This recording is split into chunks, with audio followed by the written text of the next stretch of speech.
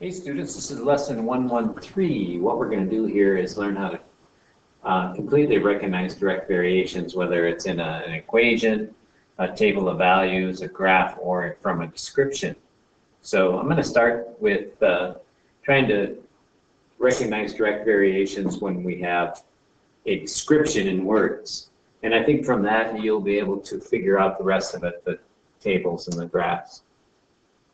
Anyway, so in exercise 1 through 4, describe how the amount of money in a bank account changes over time. For each exercise, do parts A through C.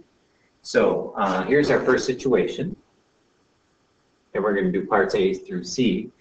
At the beginning of school vacation, Eli had nothing in the bank. He then started a part-time job and deposited $25 a week. First thing we have to do is determine which of these fits the relationship. Is this a direct variation, linear but not a direct variation, or nonlinear?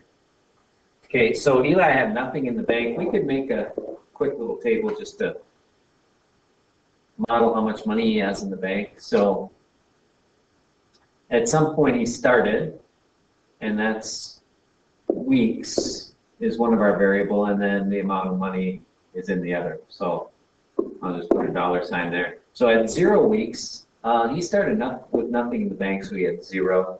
Then after 1 week, he deposited $25. Each week he deposited another $25, so we get these numbers. And since we're starting at 0, 0, and the numbers are going up by 25 for every week, these numbers are proportional. No matter which two numbers we divide, we're going to get $25. So the numbers are proportional, the ratios are proportional, and we're starting at 0, 0, so this is a direct variation.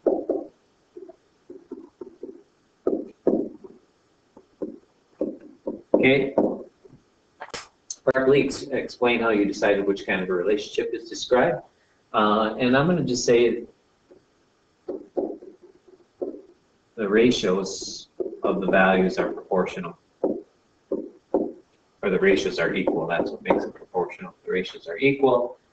Another thing we could say is that we're starting at 0, 0, so we can tell that it would go through the origin and it goes up by the same amount, so we know it's linear. If the relationship is linear, write an equation for it. So this is linear since it's a direct variation, and it's a pretty simple equation. It's y equals 25x since it's a direct variation. All right, second one. At the beginning of her vacation, Tanya had $150 in the bank each week. She deposited another 25. So this, for Tanya, it's going to look like this. Her weeks and her money. At 0 weeks, she had 150. At 1 week, 175. At 2 weeks, 200. 3 weeks, 225, and so on. Again, we're going up by 25 every week. So we know that this is linear. Are these ratios all going to be the same? Is 225 divided by 3 the same as 200 divided by 2? The same as 175 divided by 1? And the answer to that is no. So it's not a direct variation, but it is linear. So we're going to say linear, but not a direct variation.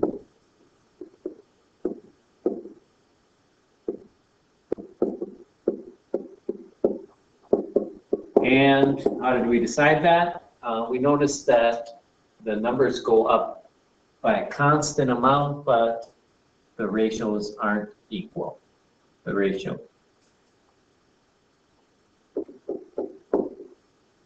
Numbers increase by a constant. That makes it linear.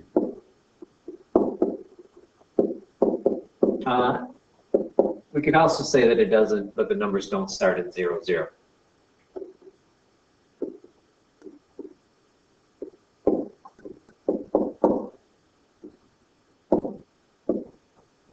So we could say they're not proportional.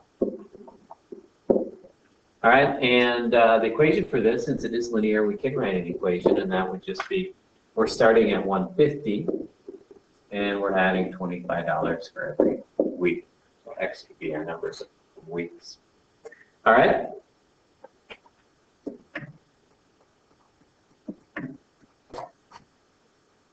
Number 3 says at the beginning of school, Brett had $150 in the bank that he had earned over the summer. During the first week of school, he withdrew 1/5 of his savings of $30. During the second week of the school, he drew 1/5 of the remaining $120. He continued to withdraw 1/5 of what was left in the account each week. So if I make a table of that, so here's my weeks again, X is my weeks and Y is my amount of money. He started with 150 at week 0. We can already see that it's not a direct variation because we would have to start at 0, 0. During the first week of school, he withdrew 1/5 of his savings of $30. 1/5 of 50. To get 1/5, we could just divide it by 5. 150 divided by 5 is 30. And that has to be taken out. So 150 minus 30 is 120. And he continued to withdraw 1/5 every week. 1/5 of 120, 120 divided by 5, let's do my math over here, 120 divided by 5 equals 24. If I take that out, I get 96. 1/5 of 96 is equal to, that's equal to 19.2. If I subtract that from 96, I get 76.8. And so on. We would keep doing that. Now, let's look at these numbers. We know it's not proportional because it doesn't start at 0, 0, but are we going down by the same amount? First time we went down by 30. Then we went down by, let's see, we went down by 24. Then we went down by about 19. About 19.2 to be exact. So the amount we're decreasing by is not a constant number. So this is non-linear. And there's actually a word for that, non-linear. And we decided that because the y values do not change by a constant.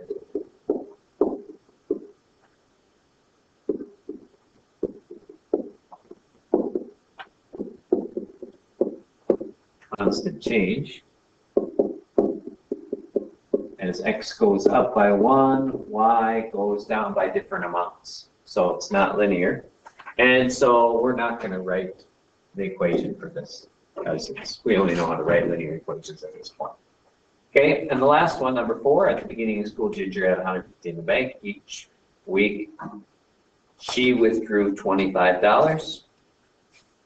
So let's just make a quick table of that. X, Y, X is our weeks. She starts with 150. We take out 25 each week. So 150, 125, 100, 75, and so on. This is a decreasing relationship. It's always going down by 25. It's not a direct variation because it doesn't start at 0, 0, and the number is going to be proportional. 125 divided by 1 is 125. 100 divided by 2 is 50, so they're different numbers. So it is linear, but not a direct variation. And we decided that because there's a constant change in the variables.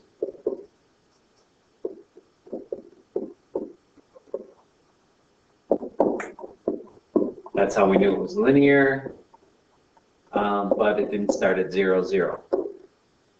Or we can say, but not a constant ratio. In other words, not the same every time we divide the two variables. And part C, our equation, we can do that. We know that we're starting at 150, and we are taking away $25 for every week. So multiply 25 times the number of weeks, subtract from 150, and that's how much is remaining. All right, the rest of this we'll do in class. Actually, I'll let you do this right now so I can see how well you understand this. Go ahead and come to class with this part done. Label each of these graphs as direct variation, linear but not a direct variation, or nonlinear. You can compare them with your groups, and that'll get us started. I'll see you tomorrow.